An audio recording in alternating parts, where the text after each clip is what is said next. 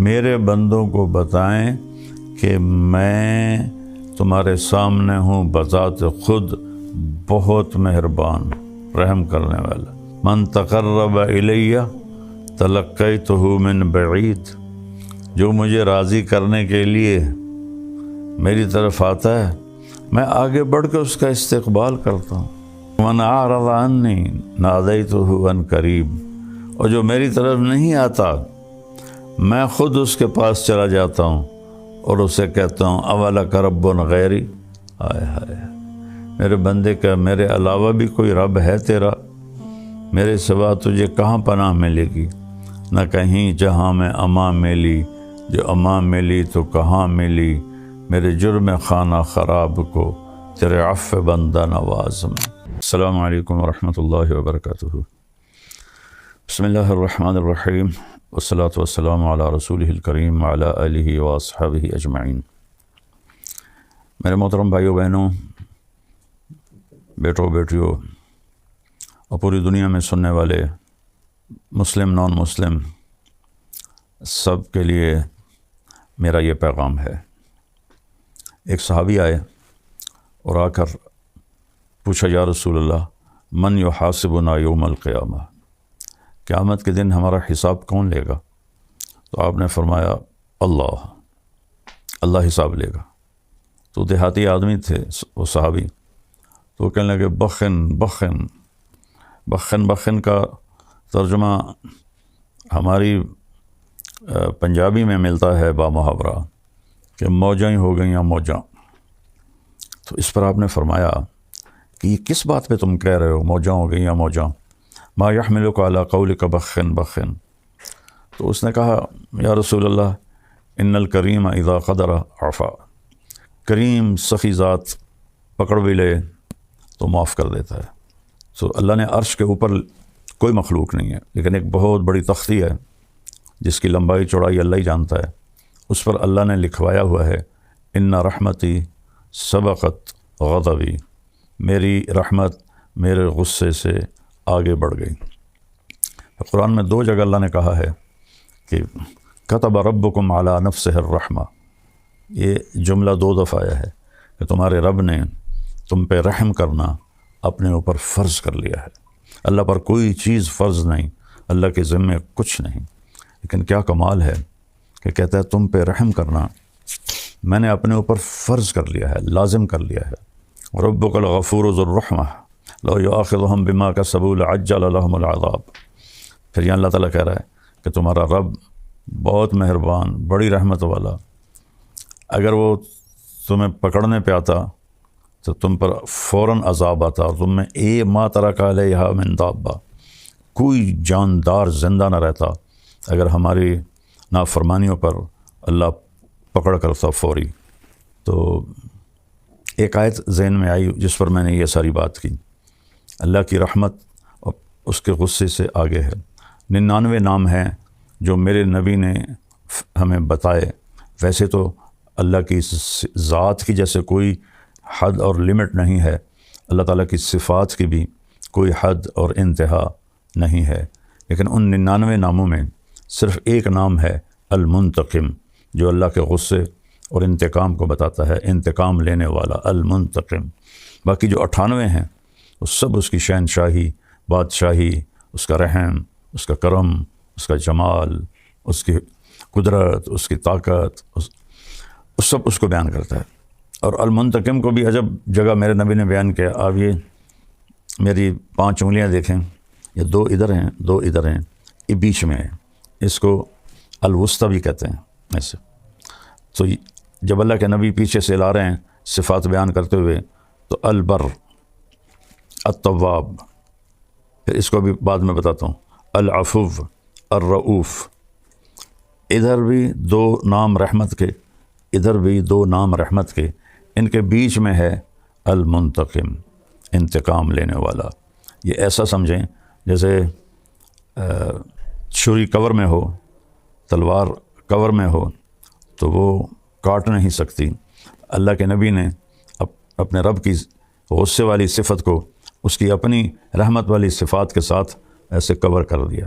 البر، نیکی کو قبول کرنے والا، التواب توبہ کو قبول کرنے والا، العفو درگزر کرنے والا، الرؤوف انتہائی مہربان، المنتقم یہ بیچ میں ہے۔ تو میرے رب کی طرف سے جو رحمتیں ہیں ان کا تو یہ حق بنتا ہے کہ ہم نافرمانی کی طرف جائیں بھی نہیں، لیکن اکثریت دنیا اللہ کو بھلا کے نافرمان ہے۔ اور میرا رب یہاں کہہ رہا ہے، اب میں وہ آیت بتانے لگا ہوں، نبئ عبادی انی انا الغفور الرحیم وان عذابی هو العذاب العلیم۔ نبئ میرے محبوب آپ بار بار بتائیں، نبئ ہوتا ہے انبے ایک دفعہ بتانا، نبئ بار بار بتانا۔ میرے محبوب آپ عبادی میرے بندوں کو، کتنی محبت سے اللہ نے پکارا میرے بندے، اور اس میں مسلم غیر مسلم اللہ نے سب کو اس میں جگہ دی ہے۔ عبادی میرے محبوب آپ بار بار مسلسل تکرار کے ساتھ میرے بندوں کو بتائیں، عبادی میرے بندے۔ تو دنیا میں جتنے لوگ، کوئی پتھروں کو پوج رہا ہے، کوئی گائے کو پوج رہا ہے، کوئی بندر کو پوج رہا ہے، کوئی درختوں کی پوجا کر رہا ہے، کوئی اپنے ہاتھوں سے بت بنا کر پھر اس کی پوجا کر رہا ہے، اس کے سامنے آرتی جلا رہا ہے، اور اب تو پلاسٹک کے بت بنتے ہیں اور وہ اس کے سامنے ایسے ہاتھ جوڑ کے کھڑے ہوتے ہیں، ایسے سب۔ اور کوئی آج فیشن بن گیا ہے یہ کالج یونیورسٹیوں کے بچوں کا کہ میں تو ایتھیسٹ ہوں، میں تو کسی خدا کو نہیں مانتا۔ یہ دنیا کا سب سے بے وقوفی والا بول ہے، اس سے بڑا کوئی بے وقوف نہیں جو اس کائنات کے رب کو کا انکار کر دے۔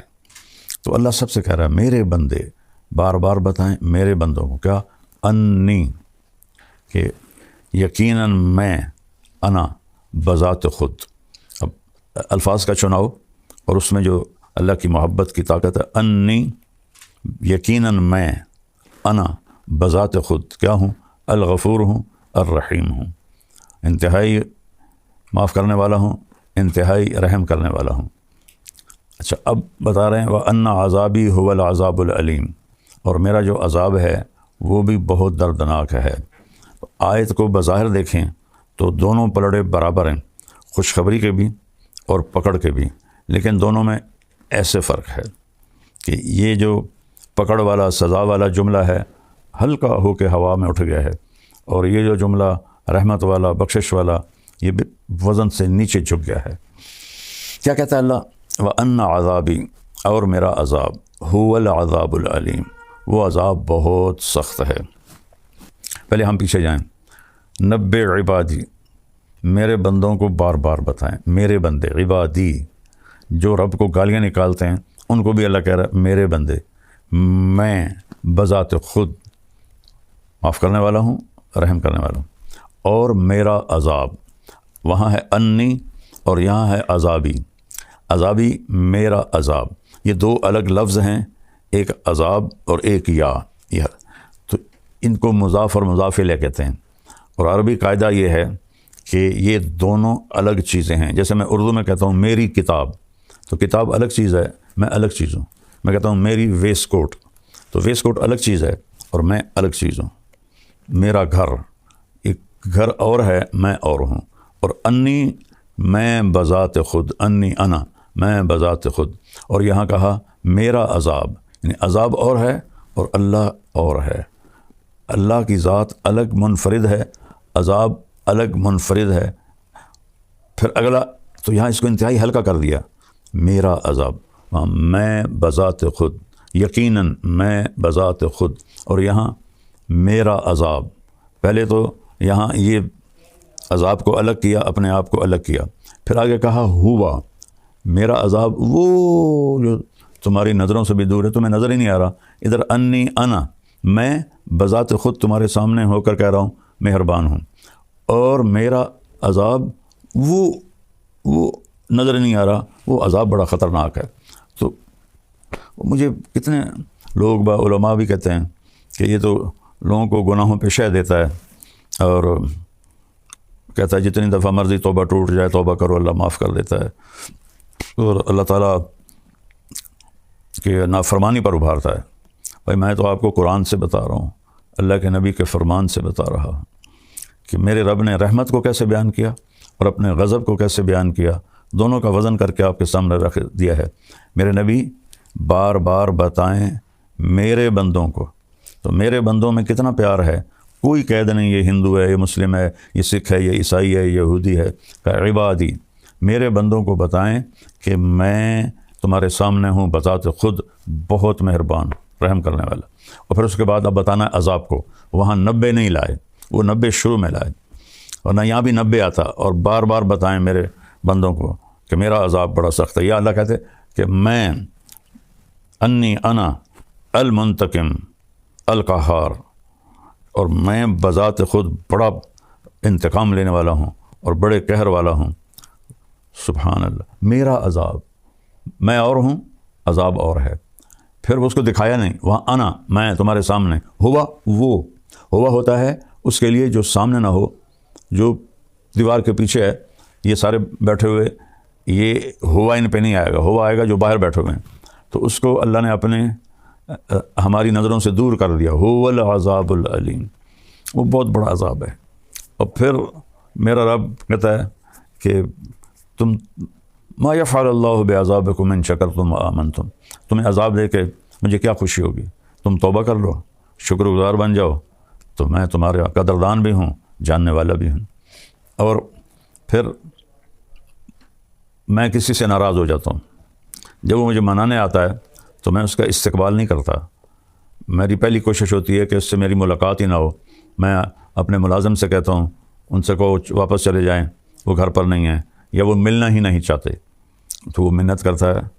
واقعہ یاد آ گیا، غلام حیدر وائن مرحوم بڑا درویش وزیر اعلیٰ گزرا ہے، تو غریب سے گھر کا تھا، اور جس گھر میں زندگی گزاری، ایک چھوٹا سا گھر تھا 2.5-3 مرلے کا، اسی میں وزارت اعلیٰ گزاری، اسی میں وہ بے گناہ شہید کر دیا گیا۔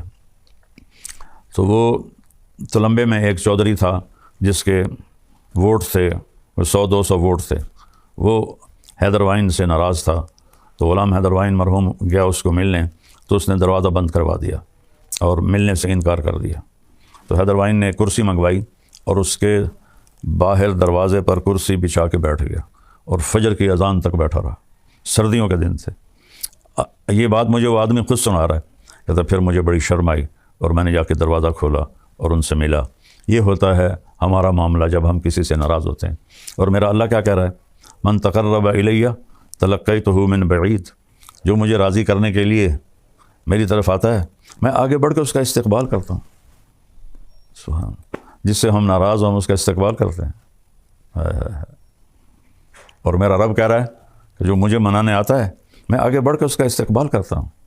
اللہ من اعرض عنی نادیتہ عن قریب، اور جو میری طرف نہیں آتا میں خود اس کے پاس چلا جاتا ہوں اور اسے کہتا ہوں اولک رب غیری، ہائے ہائے، میرے بندے کا میرے علاوہ بھی کوئی رب ہے تیرا، میرے سوا تجھے کہاں پناہ ملے گی، نہ کہیں جہاں میں امان ملی، جو امان ملی تو کہاں ملی میرے جرم خانہ خراب کو تیرے عفو بندہ نواز میں، کہ کہیں جائے پناہ نہیں ہے، صرف وہی ہے در اللہ کا جہاں پناہ ملتی ہے۔ یہ نا ایک بڑا غلط سا محاورہ، 900 چوہے کھا کے بلی حج کو چلی، بھائی بڑے ساری زندگی گناہ کر کے ہن توبہ کردہ پیا، تو 900 چوہے کھا کے بلی حج کو چلی جائے تو معافی ہو جائے گی انشاءاللہ۔ 9000 بھی کھا لے اور جا کر اللہ کی بارگاہ میں ماتھا ٹیک دے تو اللہ معاف کر دے گا۔ یہ تو محاورہ ہی غلط ہے، محاورہ ہے اقبال کا شعر، نہ کہیں جہاں میں امان ملی، جو امان ملی تو کہاں ملی میرے جرم خانہ خراب کو تیرے عفو بندہ نواز میں، میرے منہ کی سیاہیاں، میرے گناہ، ان کو تیری بارگاہ میں جا کے پناہ ملی اور معافی ہوئی۔ تو اللہ سے بڑھ کر تو کوئی مہربان نہیں، اس سے بڑھ کر کوئی معاف کرنے والا نہیں۔ زمین کہتی ہے اللہ اجازت دے میں پھٹ جاؤں، ان کو نگل جاؤں۔ سمندر کہتے ہیں اللہ اجازت دے میں چڑھ جاؤں، ان کو بہا دوں۔ فرشتے کہتے ہیں اللہ اجازت دے ہم اتر جائیں، ان کی گردنیں اڑا دیں۔ تیرا کھا کے اور تیری نافرمانی کرتے ہیں۔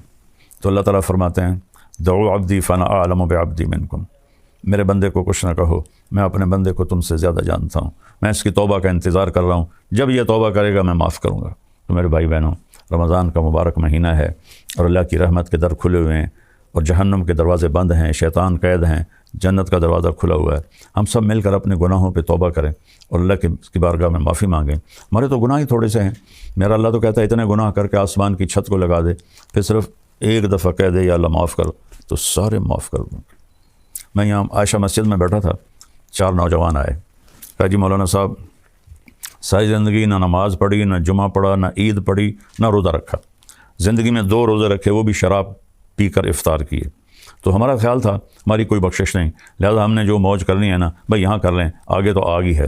تو ایک دن ہم گاڑی میں تھے، ہمارے ایک دوست ہمارے ساتھ بیٹھا اور اس نے آپ کی کیسٹ لگا دی، اس وقت کیسٹوں کا دور تھا، تو اس میں آپ نے بیان کیا کہ اللہ تعالیٰ فرماتا ہے اتنے گناہ کرو کہ آسمان کی چھت کو لگا دو، پھر ایک دفعہ معافی مانگو تو میں معاف کر دوں گا۔ تو مولانا صاحب ہم نے کبھی زندگی میں نہیں سنی تھی یہ بات کہ اللہ اتنا معاف کرنے والا ہے، ہم تو سمجھتے تھے اب ہماری بخشش ہی کوئی نہیں۔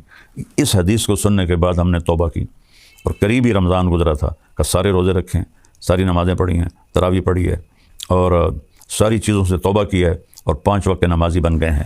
تو اللہ کی رحمت سے تو حوصلہ بڑھتا ہے۔ پہلی دنیا نا امید ہوئی پڑی ہے، ان کو اور ڈرا دھمکا کے نا امید کرنا، یہ میں تو اللہ کی رحمت سے جوڑتا ہوں اپنے بھائی بہنوں کو، ساری دنیا کے انسانوں کو، کہ اللہ کے سامنے جھک جاؤ، اللہ معاف کر دے گا۔ اللہ کو معافی پسند ہے، محبوب ہے۔ ندامت کا آنسو ہزاروں نفلوں پہ بھاری ہوتا ہے اللہ کی بارگاہ میں۔ تو میں بھی توبہ کرتا ہوں، آپ بھی توبہ کریں، اپنے اللہ کو راضی کریں۔ السلام علیکم۔